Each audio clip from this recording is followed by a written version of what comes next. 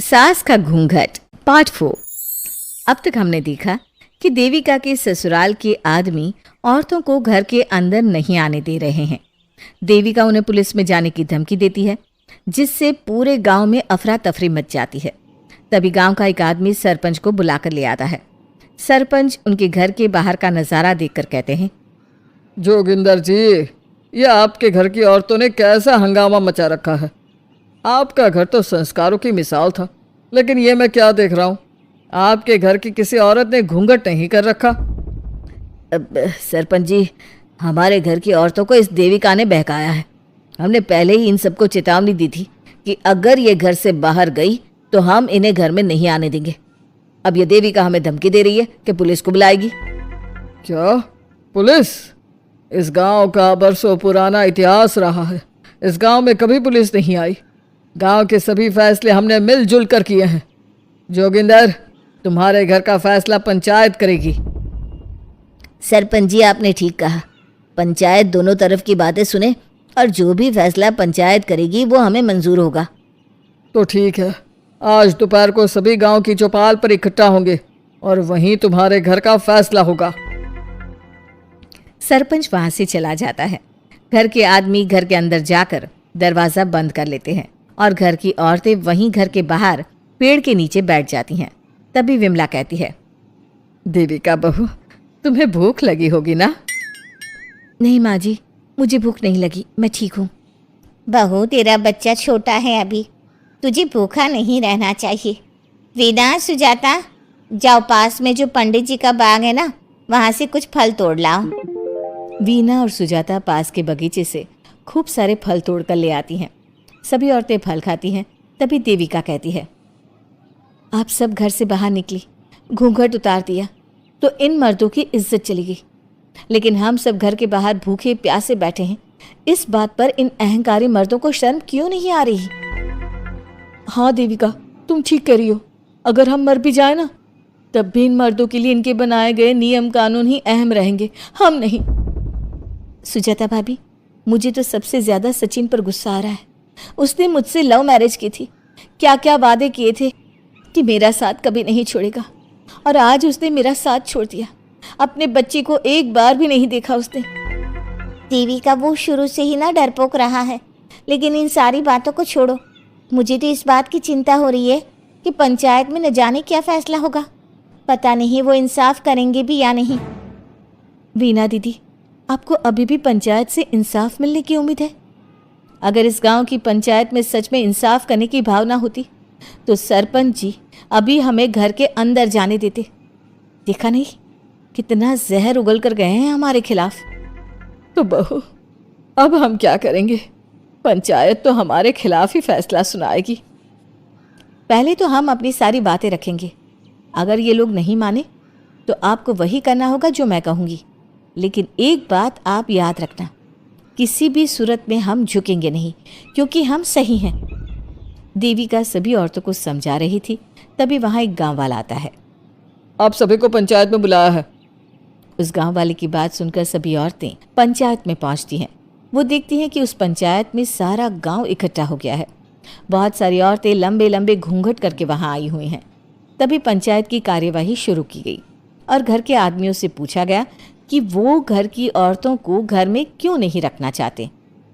हमारे घर की औरतें ना तो घूंघट उतारती है और ना ही किसी डॉक्टर से इलाज करवाती है, और हमारे मना करने के बाद भी इन सब ने घर से बाहर कदम रखा, हमसे ऊंची आवाज़ में बात की।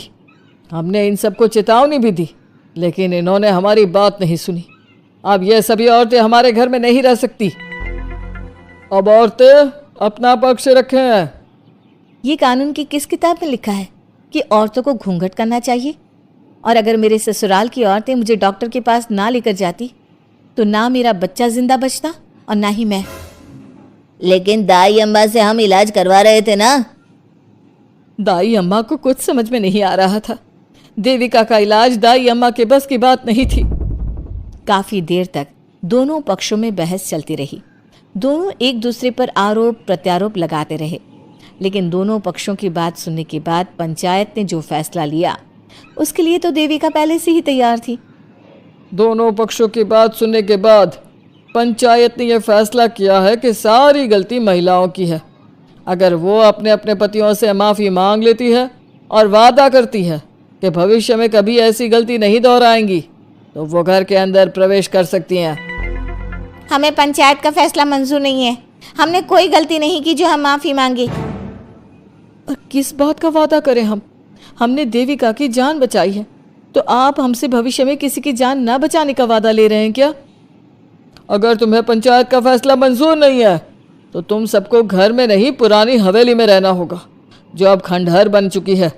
यह खंडहर तुम्हारे घर के सामने ही है। सरपंच जी, आपका फैसला सही नहीं है। एक बार और सोच लीजिए इस फैसले के बारे में।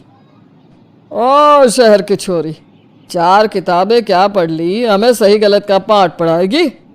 तुझे पता नहीं कि पंचायत का फैसला यहाँ सदियों से चलता आया है और लोग उसी को मानते आए हैं। अच्छी तरह जानती हूँ सरपंच जी।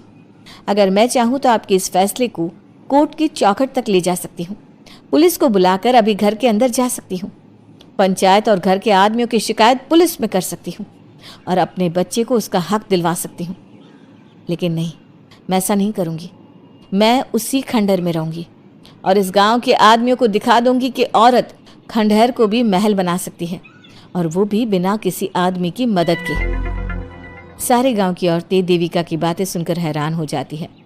उनका जीवन घूंघट और घर के 4 दीवारी के बीच में ही था। कोई औरत अपने हक के लिए पंचायत से भी टकरा सकती है, ये बात उन्होंने पहली बार सुनी थी। अब देविका घर की औरतों के साथ खंडहर में चली जाती है। माँ जी, ये खंडहर तो काफ़ी पुराना है। भाभी, खंडहर पुराने ही होते हैं। मुझे तो डरावना भी लग रहा है। मैं डर की वजह से कभी इस खंडहर के आसपास भी नहीं आई, लेकिन मुझे क्या पता था कि एक दिन इसी में रहना पड़ेगा। ये तो टूटा फूटा भी पड़ा है। माँ जी, एक काम करते हैं, ये खंडहर तो काफ़ी बड़ा है, इसलिए एक हिस्से की साफ सफाई करके उसे ही रहने लायक बना देते हैं। बाद में धीरे धीरे पूरा खंडहर ठीक कर लेंगे। हाँ बहू, तुम ठीक कह रही हो। विमला भाभी और मैं इस खंडहर के टूटे हुए हिस्सों पर मिट्टी और ईंटें लगा देते हैं। सुजाता और वीना, तुम साफ सफाई कर लो। सभी औरतें मिलकर खंडहर के एक हिस्से को सुधारना शुरू कर देती है और काफ़ी देर तक मेहनत करने के बाद वो उस हिस्से को काफ़ी हद तक अच्छा कर लेती हैं। और इसी तरह रात हो जाती है। सभी औरतें बैठकर बात करती है। माँ, हमने इस खंडहर को घर तो बना दिया है, लेकिन ये घर चलेगा कैसे? हाँ माँ जी, मैं भी यही सोच रही हूँ। और हम सब तो बड़े हैं, गर्मी सर्दी भूख कुछ भी आसानी से बर्दाश्त कर सकते हैं। लेकिन देविका का बेटा बहुत छोटा है, उसे तो हमें अच्छी तरह से पालना होगा ना। मैं भी यही सोच रही हूँ कि आगे हमें क्या करना चाहिए। कम्मो और मैं मिलकर मिट्टी का चूल्हा और मिट्टी के बर्तन बना देते हैं। कुछ दिन के लिए खाने का इंतज़ाम भी हो जाएगा, क्योंकि यहाँ पर खेत और बाग बगीचे आसपास ही हैं, कहीं से कुछ भी ले सकते हैं। पहले आप मुझे ये बताइए कि आप सब लोगों को आता क्या है? मतलब कोई ऐसा काम जिसका आपको शौक हो, जो आपने बचपन से किया हो। बहू, तेरे दिमाग में चल क्या रहा है? माँ जी, बहुत कुछ चल रहा है। बस अब हमारा सारा ध्यान इस बात पर होना चाहिए कि हम अपने लिए अच्छे से अच्छा क्या काम कर सकते हैं। आप सब हिम्मत से और समझदारी से काम लो, फिर देखना हम इस खंडहर को भी महल बना देंगे। इसके लिए सबसे पहले हमें आत्मनिर्भर बनना होगा। देविका सभी को समझा रही थी, तभी उसका बेटा रोने लगा। उसने अपने बेटे को गोद में उठाया और उसे चुप कराने लगी। अब देविका के सामने सबसे बड़ी चुनौती थी कि वो किस तरह से ससुराल की औरतों को आत्मनिर्भर बनाए और किस तरह से अपना घर चलाए। हमारे प्यारे दर्शकों, अब आप बताइए, देविका और घर की सभी औरतों ने अपने पतियों से माफी ना मांगकर सही किया या गलत? क्या उनका खंडहर में रहने का फैसला सही था? अब देविका को क्या कदम उठाना चाहिए, हमें कमेंट में जरूर बताना। हमारी कहानी को लाइक, शेयर और चैनल को सब्सक्राइब करना मत भूलना।